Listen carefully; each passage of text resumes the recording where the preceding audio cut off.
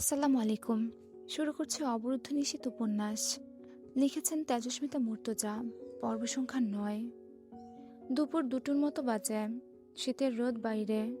মেয়েটা এসে দাঁড়ালো মুস্তাকিনের সামনে। তার চোখে কোনো ইতস্ত ভাব নেই, দৃঢ় চোখের চাহনি, আত্মবিশ্বাস ভরপুর তাতে। মাহমুদ এগিয়ে এসে জিজ্ঞেস করল, ম্যাডাম, কোনো প্রয়োজনে এসেছেন? কিছু বলতে চান? মেয়েটা মাথা নাড়ল। মাহমুদ বলল, যেই কার সঙ্গে কথা বলতে চান? মেয়েটা মুস্তাকিনের দিকে তাকিয়ে বলল, আপনি কি কিছুটা সময় দিতে পারবেন? মুস্তাকিন ভ্রু জড়িয়ে মেয়েটাকে দেখে হাত ঘড়িতে সময় দেখল। তারা বসলো বাইরের একটি ডেস্কে। চেয়ারে বসে টেবিলের উপর হাত রেখে দুহাত একত্র করে কয়েক সেকেন্ড দেখল মেয়েটাকে মুস্তাকিন। এরপর বলল, জি বলুন, কি বলতে চান? কণ্ঠস্বর ভারী, কৌতূহলী। আমি মাহেজা বিন আরমিন অন্তু, দানেশ বিশ্ববিদ্যালয়ের ছাত্রী। জি, চিনতে পেরেছি, কিন্তু আপনাকে কোন নামে সম্বোধন করা যায়? লোকে আরমিন অথবা অন্তু ডাকে। আমি কোনটা বেছে নেব? আপনার ইচ্ছে মতো। মুস্তাকিন এবার সোজা হয়ে বসল। তো মিস আর মিসেস অন্তু, কি বলতে চান? মিস। মুস্তাকিন ঘাড় কাত করল। অন্তু বলল, আপনাদের টিম রিসেন্ট যে কেসের কাজ করছে সে ব্যাপারে কথা বলার ছিল। মুস্তাকিন সন্তর্পণে কপাল জোড়ালো। আপনি কিছু জানেন? কি বলতে চান এ ব্যাপারে? আপনারা কতদূর পৌঁছেছেন? মুস্তাকিন মাথা নাড়ল। দুঃখিত, আমজনতাকে আমাদের তদন্তের ব্যাপারে এভাবে তথ্য দিতে পারি না। তা দিতে পারেন না, তবে তা না জানলে আমি গতিবিধি বুঝব কি করে? জহুরি চোখে তাকালো মুস্তাকিন। আপনি কিসের গতিবিধির কথা বলছেন? কি জানেন খুলসা করুন, বুঝতে পারছি না। লাশ আসার পর আখিদের বাড়িতে গিয়েছিলেন? না, যাইনি। অন্তু বলল, আমি ওখান থেকে আসছি। আবারও নতুন করে ঘা জেগে উঠেছে বাড়ির। আপনারা কাউকে সন্দেহ করছেন না? রিপোর্ট কি বলছে? সরাসরি এভাবে একটা মেয়েকে এত দ্বিধাহীন এসব কথা বলতে শুনে একটু অপ্রস্তুত বোধ করল মুস্তাকিন। কথাগুলো খুব পেশাগতভাবে বলছে অন্তু। মুস্তাকিন চোখ নামিয়ে ভাবুক হয়ে রইল কিছুক্ষণ। এরপর বলল, আপনি ঠিক কি বোঝাতে বা বলতে চাচ্ছেন অন্তু? রিপোর্ট দিয়ে নিশ্চয়ই তেমন কিছু বের হয়নি, তাই না অফিসার? মুস্তাকিন ভ্রু কুঁচকে ফেলল। অন্তু বলল, আমার প্রথমে জয় এবং হামজার উপর সন্দেহ হয়েছিল। আর এখন? এখন হচ্ছে না? হলে কেন হয়েছিল, আর না হলে এখন কেন হচ্ছে না? অন্তু হাসল। ব্যাপারটা অতটাও সরল সহজ নয়, তা আপনিও জানেন অফিসার। এভাবে ধারণার উপর ভিত্তি করে কেস মিলে যাবার মতো কেস নয় এটা। আপনি কি এটা জানেন কিছুদিন আগে আখির মেজ ভাই সুহান মারা গিয়েছে? মুস্তাকিন জবাব না দিয়ে তাকিয়ে রয় অন্তুর দিকে। অন্তু বলল, এই ব্যাপারটা নিয়ে ঘাবলা কাজ করছিল আমার ভেতরে। আজ তো কিছু জিজ্ঞাসাবাদ করার মতো অবস্থায় নেই ও বাড়ির লোক। তবে আমার মনে হয় সুহানের মৃত্যুটা স্বাভাবিক ছিল না, এখানেও কোনো ব্যাপার আছে। মুস্তাকিন হাত দুটো একত্র করে গুটিয়ে থুতনির কাছে নিয়ে এলো। শার্টের উপর দিয়ে তার বাহুর পেশি ফুলে উঠেছে। কবজিতে ঘড়ি, গলার কাছে শার্টের বোতাম খোলা, হাতা গোটানো কোনোই অবধি, বিন্যস্ত পোশাক ও চেহারা। সন্দিহান কণ্ঠে জিজ্ঞেস করল, আপনি এসবে এত ইন্টারেস্ট নিচ্ছেন কেন? অন্তু চুপ রইল ক্ষণকাল। হঠাৎই বলল, আজ আমি চুপ থাকবো, তামাশা দেখব। আখির পরের শিকারটা আমি হব না এমন গ্যারান্টি কার্ড তো পাইনি। আর তাছাড়াও। মুস্তাকিন সপ্রভিত হয়ে চাইল, ভ্রু উচাল। তাছাড়াও? তাছাড়াও আখির পরিবার ভয়ে বারবার বলছে বিচার চাই না। ধরুন, ওদের হয়ে সেই সকল জানোয়ারদের বিচার আমি চাই। চাপা তেজ বহির্ভূত হলো অন্তুর কণ্ঠস্বর ব্যাত করে। মুস্তাকিন মাথা নেড়ে সম্মতি জানিয়ে জিজ্ঞেস করল, তো আপনি কি চাইছেন? আমাদের সাহায্য করতে চান এই কেসে? হুম, সাধারণ মেয়ে আমি, এতখানি সক্ষমতা নেই। এরকম একটা ভয়ানক কেসে মাথা ঢুকিয়ে অ্যাক্টিভিটির সাথে আপনাদের সহায়তা করব। তবে একটু দাবি জানাতে এসেছি, এটুকু দাবি জানাতে এসেছি। যে কোনো মূল্যে এই কেসের শেষ দেখবেন আপনারা। আখির মৃত্যুর জন্য না হোক, মেনে নিলাম কোনো না কোনো একদিন মানুষের হায়াত ফুরোয়। সকলের কপালে স্বাভাবিক মৃত্যু লেখা থাকে না, কিন্তু ওর সম্মানহানি এবং ওর সাথে হওয়া অত্যাচার যেন চাপা না পড়ে যায় আপনাদের গাফিলতির নিচে। এই অনুরোধটুকু করতে এসেছিলাম। মুস্তাকিন সঙ্গে সঙ্গে জবাব দিল না। কিছুক্ষণ চুপ রইল। পিআইভি এর কার্যালয়ে এসে পিআইভি অফিসারের কার্যগতিবিধিতে আঙুল তোলার সাথে সাথে বিচার দাবি করছে। ইন্টারেস্টিং লাগলো মুস্তাকিনের কাছে ব্যাপারটা। তবে প্রমাণ এবং ক্লুর খুব অভাব এই কেসটাতে। এমন কোনো সূত্র এখন অবধি আমাদের টিম পায়নি যা ধারা এই কেস এগোতে পারে। এরকম আর কিছুদিন না পেলে কেস এমনিতেই চাপা পড়ে যাবে। তবে আমাদের চেষ্টা জারি আছে। অন্তু বেরিয়ে এলো। কিছুক্ষণ চেয়ে দেখলো মুস্তাকিন অদ্ভুত মেয়েটিকে। অন্তু রাস্তা পার হওয়ার উদ্দেশ্যে রাস্তার পাশে এসে দাঁড়ালো। তখনই সামনে দিয়ে পাশ কাটিয়ে বেরিয়ে গেল হামজার গাড়িটা। অন্তু টের পেল না। যতক্ষণ দেখা যাচ্ছিল জয় খেপা চোখে দেখল অন্তুকে। ঘাড় ফিরিয়ে হামজাকে বলল, অন্তু পিআইপি ডিপার্টমেন্টের সামনে? কাহিনী বুঝতে পারছি না শালির। হামজা গভীর স্বরে বলল, গরম রক্ত, প্রতিবাদ ভরা। হয়তো ওই মেয়েটার বিচারের জন্য লড়তে চাচ্ছে। তুই নজরদারি করছিস কেন ওর উপর? তাচ্ছিলের হাসি হাসল জয়। তোমার সৎ নেতাগিরি আর নীতি পেছনের পকেটে রাখো। ওর সন্দেহ আমার আর তোমার উপর। এবারেও কি তোমার নীতি কথা শোনাবে নেতাজি? হামজার হাতের পিঠে গাঢ় জখম। জয় যত দ্রুত সম্ভব গাড়ি চালাচ্ছে। চেপে রাখা টিস্যু রক্তে ভরে উঠেছে। অথচ হামজা নির্বিকার ভঙ্গিতে ভ্রু কুঁচকে তাকালো। আমার আর তোর উপর কেন? আমি তুই ওর কি করেছি? জয় স্টিয়ারিং ঘোরাতে ঘোরাতে জবাব দিল, চলো জিজ্ঞেস করে আসি। গাড়ি এসে থামলো M Abdur Rahim medical college হাসপাতালের সামনে। ভেতরে ভর্তি রয়েছে দলের কয়েকটা ছেলে। গতকাল মারামারি হয়েছে ভার্সিটির মোড়ে ঝন্টু সাহেবের ছেলে মাঝারের লোকেদের সাথে।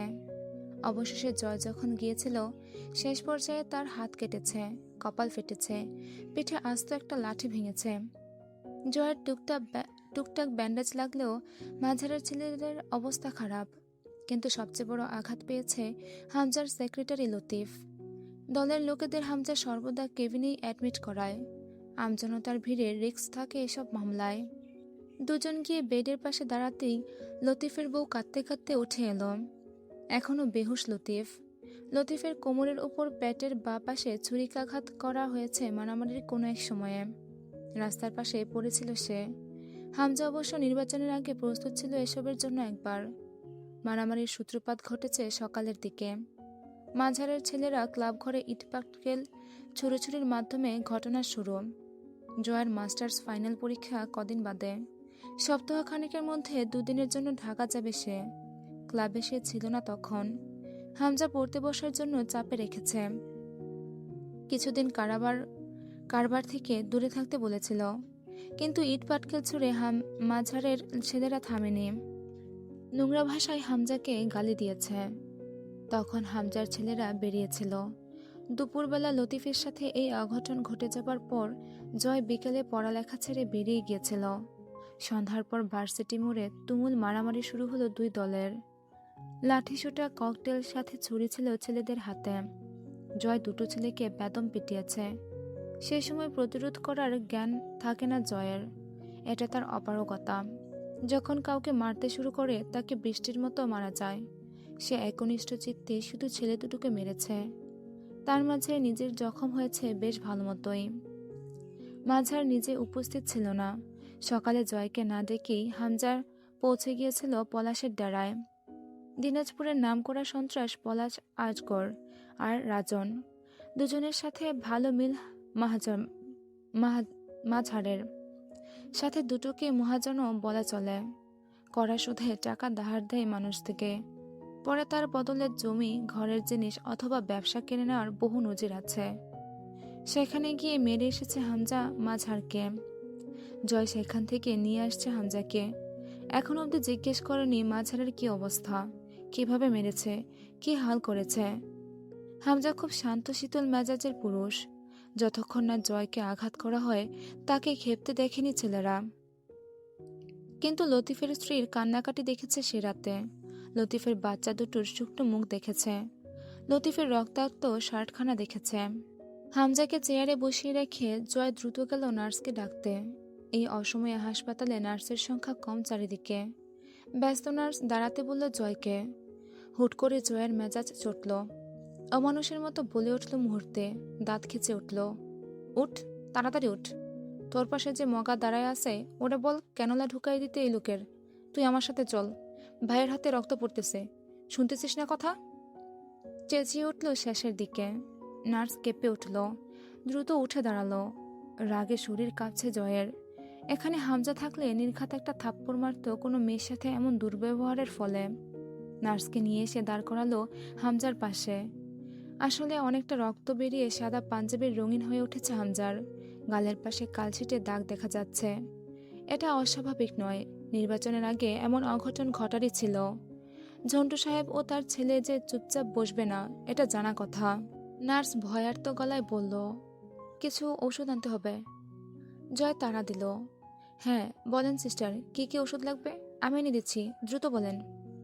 নার্স অপ্রস্তুত হলো। কিছুক্ষণ আগে কি ব্যবহার ছিল, এখনই আবার সিস্টার বলছে। একটা কাগজের নাম লিখে দিল। জয় কারো হাতে দিল না কাগজখানা, নিজে দৌড়ে বেরিয়ে গেল ঔষধ আনতে। হামজা চেয়ে রইল জয়ের যাবার পথে। নিজের হাতের তালুতে ব্যান্ডেজ জড়ানো, কপালে ব্যান্ডেজ, কোমরে ঘা। সে ছুটছে ভাইয়ের ঔষধ আনতে। হামজা এটাই সবাইকে বোঝাতে পারে না। পুরো পৃথিবীর জন্য জয় আমির জঘন্য এক নাম, সেও মানে, কিন্তু বিশেষভাবে তার জন্য ওই ছেলেটা বিশেষ। লতিফের চিকিৎসার সমস্ত খরচ হামজা বহন করল। কেবিনের বাইরে দাঁড়িয়ে রইল সকলে। শেষ রাতের দিকে সার্জারি করা হয়েছে লতিফের, এখনও সেন্স ফেরেনি। চিন্তিত মুখে নিজের ব্যথা বলে উদ্কিন্ন ভঙ্গিতে পায়চারি করে চলল হামজা। সে কোনো সময় চায় না তার জন্য দলের ছেলেরা মূল্য দিক। সেদিন নিষেধ করে আসার পর হামজা নির্বাচন অফিসে গিয়ে ঝন্টু সাহেবের আপিল বাতিল করে এসেছে। তাতে যে ঝন্টু সাহেব খেপবেন তা জানা কথা। তবে আঘাতটা লতিফকে করে ওর পরিবারকে বিধ্বস্ত করে তোলাটা ঠিক হয়নি ঝন্টু সাহেবের। মাঝার ভালো ঘা খেয়েছে। যতদিন নির্বাচন শেষ না হচ্ছে ঝামেলা যে টুকটাক লেগেই থাকবে এও জানা কথা। নির্বাচনের পরেও কোনো বিশেষ ঝামেলা হওয়ার চান্স রয়েছে। রাত করে বাড়ি ফিরল হামজা। জয় ঢুকে পড়ল নিজের ঘরে। তার পড়ালেখায় গাফিলতি চলবে না এখন। ঘরে ঢুকে চেঁচিয়ে ডাকলো মামিকে। দ্রুত পায়ে তরু এগিয়ে গেল। কি হয়েছে জয় ভাইয়া? খালামণি অসুস্থ, ব্যথা বেড়েছে, কিছু দরকার? জয় জ্যাকেটের চেন খুলে ইশারা করলো জ্যাকেটটা খুলে নিতে। তরু জ্যাকেট খুলে নিয়ে সেটা হ্যাঙ্গারে বাঁধিয়ে রাখলো। জয় বাথরুমে ঢুকতে ঢুকতে বলল, এক কাপ গরম কফি বানিয়ে দে তো, আমি মামির কাছ থেকে ঘুরে এসে খাবো। আর ঘরটা ঝাড়ু দে, পায়ে নোংরা বাজছে। তরু ঝাড়ু দিতে দিতে দেয়ালের দিকে তাকায়। চারিদিকে বড় ছোট ফ্রেমে বাঁধানো জয়ের ছবি, ওয়ালমেটে ভর্তি ঘরের দেয়াল।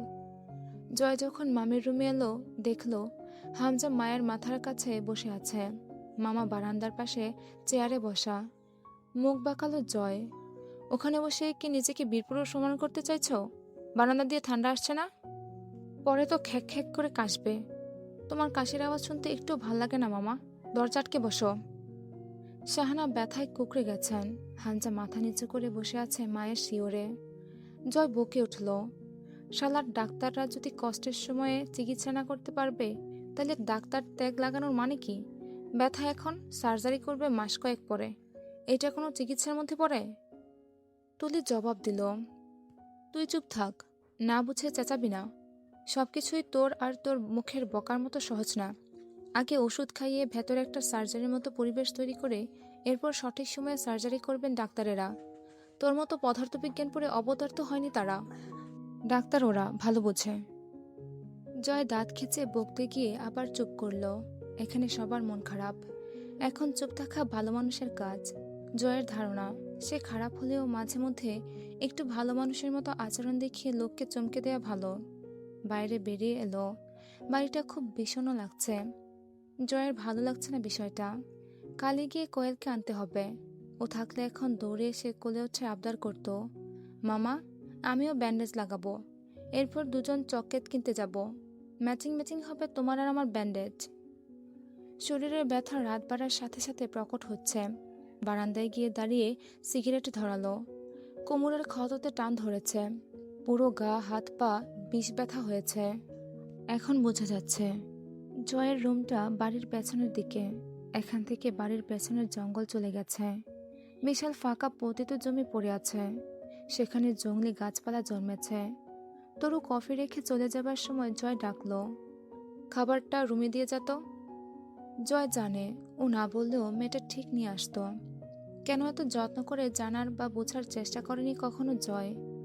তবে এই নিঃসঙ্গ পাপে ভরা জীবনে এই মেয়েটার বেশ মনোযোগ পায় সে। তরু খাবার আনলো। জয় তখন বিছানায় বসা। তরু খাবার রেখে চলে গেল না, দাঁড়িয়ে রইল। জয় জিজ্ঞেস করল, দাঁড়িয়ে আছিস কেন? চিকন মিষ্টি কণ্ঠস্বর তরুর। আপনি নিজে খেতে পারবেন, আমি খাইয়ে দেব? অবাক হলো না জয়, সে জানতো এমন কিছুই বলবে তরু। চেয়ে রইল তরুর মুখের দিকে কয়েক সেকেন্ড, এরপর মাথা নেড়ে সম্মতি জানালো। যত্ন করে খাওয়াতে বসলো তরু। খাবার চিবোতে চিবোতে একবার তরুকে দেখে নিয়ে নিঃশব্দে হাসলো জয়। আমি খারাপ, লোকে নাম শুনলেই নাক সিটকায়, তুই বিশেষ এই যত্ন কেন করিস? তরুর চোখের ঘন পাপড়ি নড়ে উঠল। একবার তাকিয়ে চোখ নামিয়ে নিল, আস্তে করে বলল, হা করুন। জয় লোকমাটা গালে না নিয়ে আবার হাসল। ভালোবাসিস আমায়? হাত থেমে গেল তরুর, চোখের কোণে জলের ছিটা জমেছে। জয় হালকা ব্যস্ত হলো। এই পাগলি, এই কাছিস কেন? আমি স্বয়ং পাপ, আমাকে ভালোবাসতে নেই, এজন্য আমিও পাপকেই ভালোবাসি। অবশেষে জীবনে এমন সব নিকৃষ্ট পাপ করে রেখেছি, কেউ যদি তার শাস্তি কোনোদিন দেয় আমায়, তাহলে তা হবে আমার জঘন্য মৃত্যু। আবার আমার পাপের পেছনে এমন কোনো ব্যাকগ্রাউন্ড নেই যা শোনার পর মানুষ ইমোশনাল হবে বা বলবে এই জন্য আমি বাধ্য হয়েছি বা এমন হয়েছে। সবই করেছি ক্ষমতার জোরে। তুই যে আমায় ভালোবাসিস, তুইও সমান পাপী, কারণ আমার মতো পাপিষ্ঠকে কোনো সুন্দর মনের মানুষ ভালোবাসতে পারে না। তা জানি আমি।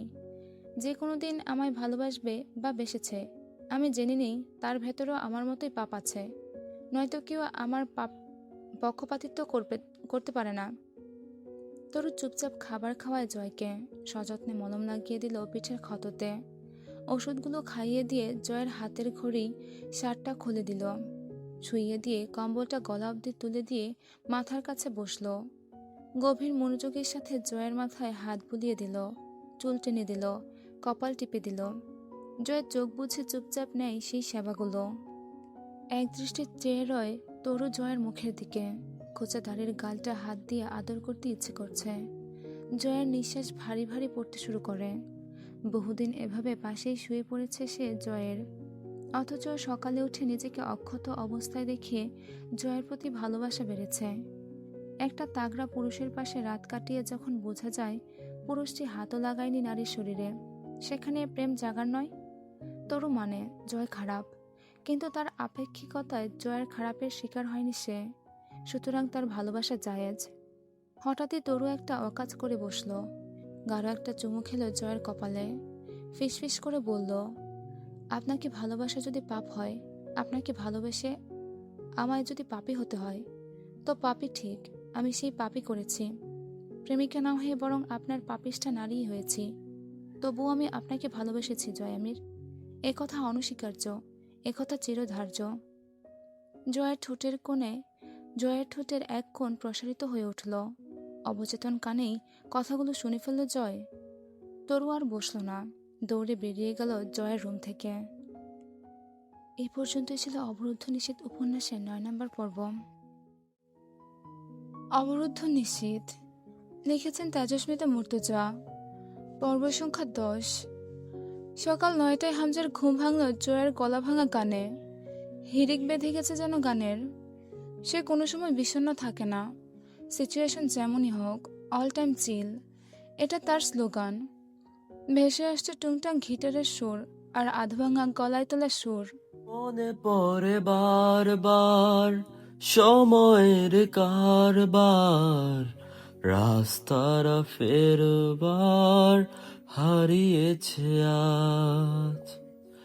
চাওয়াদের শেষ নেই জানি, তবু পারি কই চড়ে বসি বারবার স্বপ্ন জাহাজ।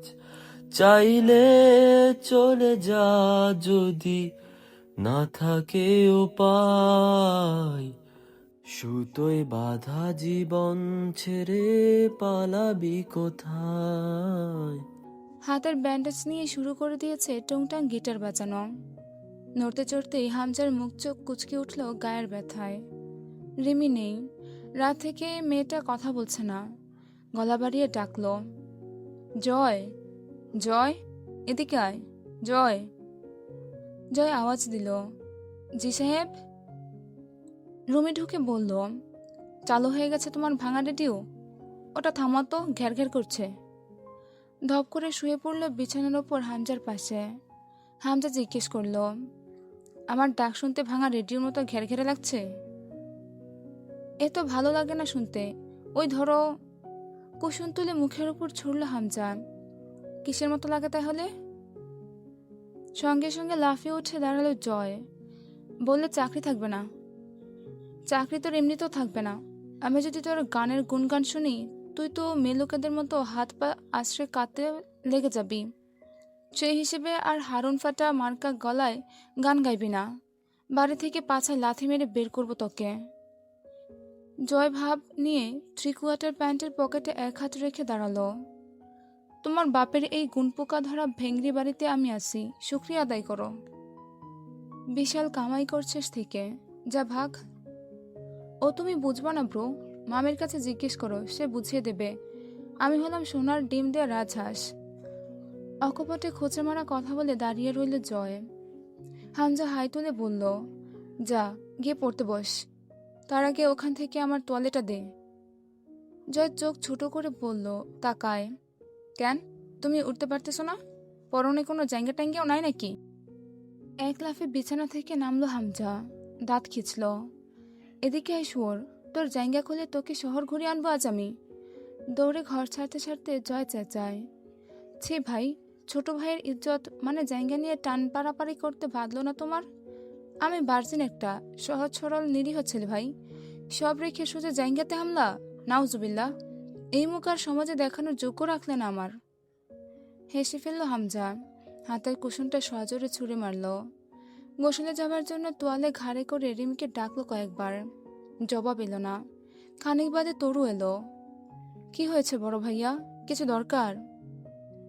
গম্ভীর চেহারায় মাথা দোলালো হামজা। তোর ভাবিকে দরকার। মুখ লুকিয়ে ফিক করে ঠোঁট চেপে হেসে ফেলল তরু। রিমি এলো, মুখ ভার। এসেই বিছানা গোটাতে শুরু করে রিমি। হামজা এগিয়ে গিয়ে পেছন থেকে চাপটে ধরল রিমিকে। কাঁধের ওপর থুতনি ঘষে বলল, কি হয়েছে ম্যাডামের? কথা না বলার ব্রত রেখেছেন নাকি? রিমি ছাড়ানোর চেষ্টা করলো হামজাকে। হামজা আরো শক্ত করে পেট চেপে ধরল। তার লোমশ বুকটা ঠেকল রিমির পিঠে। দমল না রিমি, মুচড়ামুচড়ি করছে খুব। হামজা এবার রিমির হাত দুটো মুঠোয় পুরে চেপে ধরে নিজের দিকে ঘোরালো। হামজার বিশাল দেহী শরীরের তুলনায় নেহাত ছোটখাটো অভিমানী মেয়েটা। হামজা কপট চিবিয়ে জিজ্ঞেস করল, কি হয়েছে, এমন করছো কেন? আমার দিকে তাকাও রিমি। তীক্ষ্ণ চোখে তাকায় রিমি। জবাব দিয়ে চাওয়ার মতো শক্ত মুখে বললে, মাঝার ভাইকে মেরেছেন আপনি? কেন? হামজা নরম হলো। ব্যান্ডেজ করা হাতটা শিথিল করে রিমির থুতনিতে বুলাতে বুলাতে বলল, তোমাকে বলেছি না আমার কাজ এবং পার্টির ব্যাপারে না ভাবতে? এসব বিষয়ে তোমার মাথায় রাখতে হবে না। এই নিয়ে রাগ করে আছো? ছে, আমার দিকে তাকাও, এদিকে দেখো। থুতনি উঁচিয়ে ধরল হামজা। আপনার পার্টির ব্যাপার?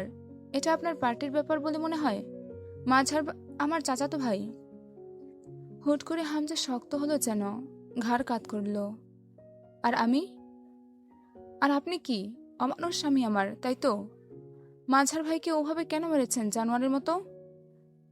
আমার ক্ষতগুলো নজরে আসছে না তোমার? আপনার ক্ষত? সেটা মাঝারকে মারতে না গেলে তো হতো না। ওকে ঢাকায় নিয়ে যাওয়া হয়েছে, কতটা মারলে তা করতে হয়। কি মার মেরেছেন ওকে? মেরে ফেলতে চেয়েছিলেন? ও আপনাকে আগেই মেরেছে, নাকি আপনার জানোয়ার মার্কা হাত থেকে নিজেকে রক্ষা করতে আপনাকে আঘাত করেছে? হামজা শাসিয়ে উঠল। চোখ লাল হয়ে উঠেছে তার। ওভাবেই চিবিয়ে বলল, মাঝার জয়কে মেরেছে। তুমি বেশি কথা বলছো রিমি। একদম ঠিক বলেছেন নেতাবাবু, আজ একটুও কম কথা বলার ইচ্ছে নেই আমার। জয়কে মেরেছে বলে আপনি ওকে মেরে ফেলার মতো করে মারবেন? জীবিত কবর খুঁড়ে মাটি দিয়ে দেব, বুঝেছো তুমি? কেউ জয়ের গায়ে হাত লাগালে তার হাতটা গুঁড়ো করে ফেলবো ভেঙে। চিবিয়ে উঠল হামজা। বাহ বাহ নেতাবাবু, জয়ের সামনে সবাই পর, আর আপনি আপনার শীতল স্বভাবের বিপরীতে এক পশুর সমান। কেউ আপনার কেউ না, আমাকেও চিনতে পারছেন না? জয় এতই আপন আপনার? তুমি তোমার নিজের কথা বলনি রিমি, মাঝারের হয়ে ওকালতি করছো, দরদ দেখাচ্ছ কেন? সে তোমার চাচাতো ভাই বলে? ওয়েল, তাহলে জয় আমার জান। এবার বুঝো, ওর শরীর থেকে রক্ত ঝরলে আমার কথায় ব্যথা লাগে। তোমার চাচাতো ভাইকে বলে দিও, দরকার পড়লে আমাকে যেন কুপিয়ে 4 ভাগ করে ফেলে আমার উপর রাগ থাকলে, কিন্তু জয়ের গায়ে আঁচ লাগলে জীবন্ত পুড়িয়ে ফেলবো। রিমি অবাক হবার সাথে সাথে কেঁদে ফেলল। গলা ও থুতনি ভেঙে এলো তার। তার মানে আপনার কাছে নিজের অথবা আমার কোনো মূল্য নেই? এগিয়ে এসে হামজার ব্যান্ডেজ করা কবজিতে হাত রাখলো আলতো করে। আপনার কিছু হলেও সমস্যা নেই, আমি তারপর ভেসে বেড়াবো আপনাকে ছাড়া, তাতেও সমস্যা নেই আপনার? শুধু জয়ের কিছু হলে ব্যথা লাগে আপনার বুকে? অবুঝের মতো কথা বলো না। হামজার নরম হলো একটু। অবুঝের মতো তো এতদিন ছিলাম, আজ প্রথমবার বুঝলাম আমার জায়গাটা কোথায় আপনার জীবনে। আমি শুধু একটা অপশন বা উদ্ভবস্তু হয়ে রয়ে গেছি আপনার কাছে। সামান্য এক জয়ের জায়গা নিতে পারিনি আপনার ভেতরে। আমায় রাগিও না রিমি, চেননি আমায়। একটা মানুষের ভেতরে সবার জন্য আলাদা আলাদা স্থান থাকে, জয়ের জন্য তেমনি আলাদা একটা বিশেষ স্থান আছে আমার ভেতরে। তার মানে এই নয় তোমাকে আমি ভালোবাসি না। ভালোবাসি বিয়ে করে নিয়েছিলাম, ভুলে বসেছে সব। এক চাচাতো ভাইয়ের খাতিরে তুমি আমার অবস্থান ভুলে যাচ্ছে মনে হয়। আপনিও তো জয়ের সামনে আমার অবস্থান ভুলে বসেছেন। শুরুটা কাল রাত থেকে তুমি করেছ। আমি যখন জখম হয়ে রুমে এলাম, তোমাকে ডেকেও বারান্দা থেকে রুমে আনতে পারিনি। শরীরে ব্যথা নিয়ে ওভাবেই কাতরাতে কাতরাতে শুয়ে পড়েছি। তারপর টের পেয়েছিলে জয় উঠে এসে কম্বল টেনে দিয়ে ব্যথার ওষুধ খাইয়ে আবার একটার ঝগড়া করে গিয়েছে রুম থেকে। জয় আমার জীবনে বিশেষ কিছু, এটা অনস্বীকার্য সত্য। বিশেষ নয়, গোটাটাই ওর আপনি। না বুঝে কথা বলো না। জয় পুরো দুনিয়ার জন্য জঘন্য এক ব্যক্তিত্ব হয়ে উঠল সেদিনও আমার কাছে, এবং চিরদিন ও আদরের। লোকের সাপেক্ষে না, আমার সাপেক্ষে বিচার করলে ওকে ভালোবাসা আমার জন্য জায়েজ। কেন? সে কি এমন মহান লোক?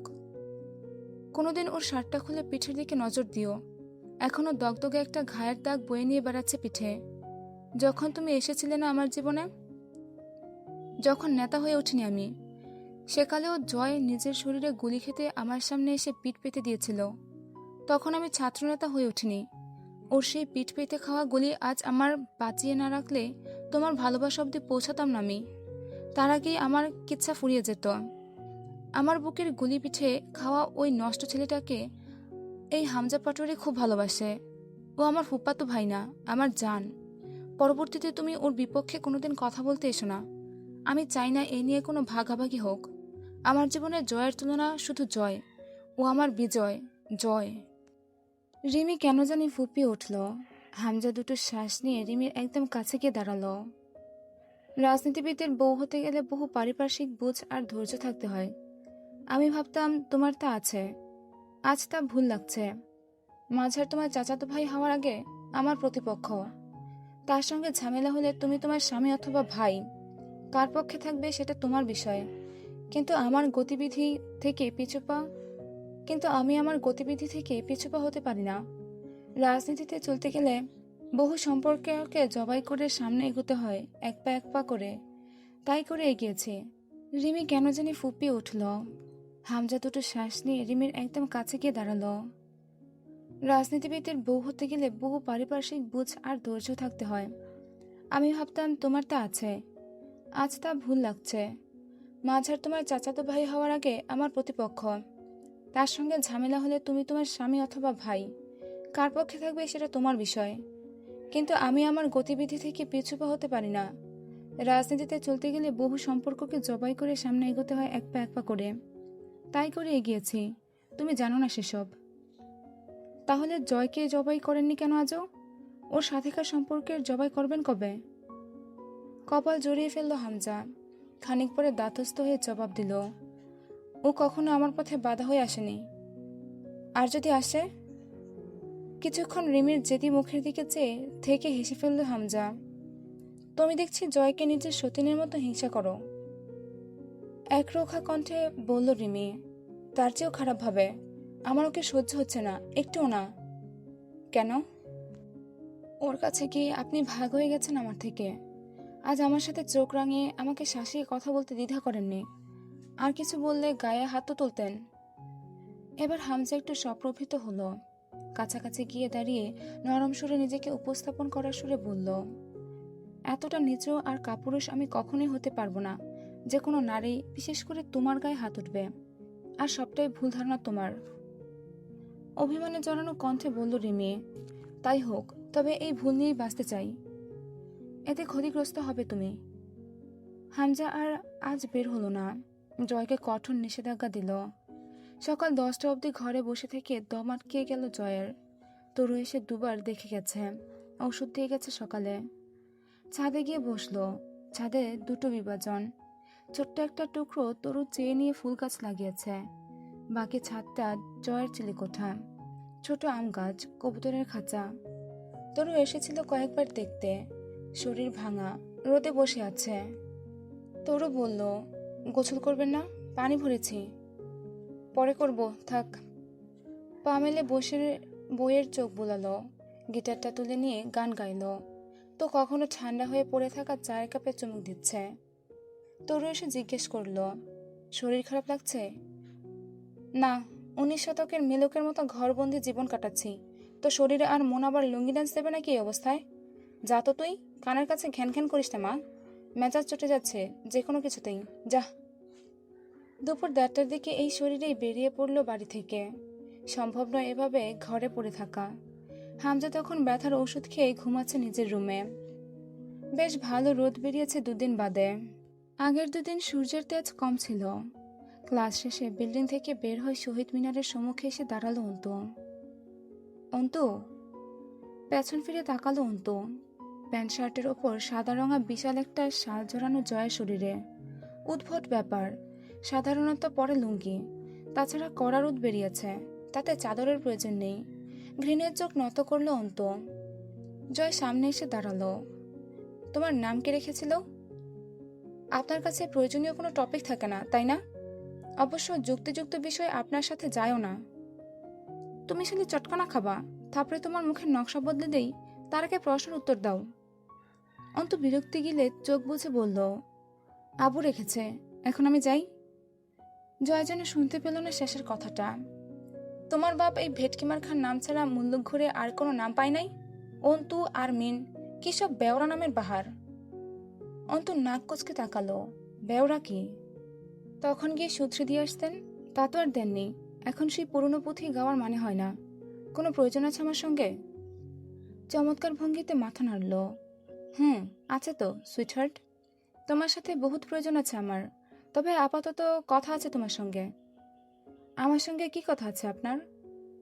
জয় পেছনের দলের সম্মুখে উদ্দেশ্যে মুখ বেঁকিয়ে অসহায়ত্বের ভান করে বলল, উফ, কেউ বোঝায় কে আমার সাথে তেজ না দেখাতে, আমি ডিস্টার্ব হই খুব। অন্ত তাড়া দিল, জলদি বলুন, আমার কাজ আছে। জয় নাক টানলো আবারও, গলার স্বর বসে গেছে, শুনতে আতিফ আসলামের মতো লাগছে কণ্ঠস্বর। ওহ রে, এত হুটুপাটা করলে তোমাকে দেখতে আরো বেশি গরম লাগছে সুইটহার্ট। সুইটহার্ট? কাজ ঝাঁকালো জয়। ইয়প, সুইটহার্ট, আমার সাপেক্ষে তুমি একখান সুইটহার্ট। আমি তো ভালো না, মাগার তোমার কাছে একটা সুন্দর মিষ্টি হৃদয় আছে, সুতরাং তুমি সুইটহার্ট অথবা মিষ্টি হৃদয়। অন্ত তাচ্ছিল্য হাসল। সেই সূত্র অনুসারে তো আমি সকলেরই সুইটহার্ট। জয় হুট করে দাঁতে দাঁত পিষল। জানে মেরে ফেলবো, খালাস হয়ে যাবে একদম দুনিয়া থেকে।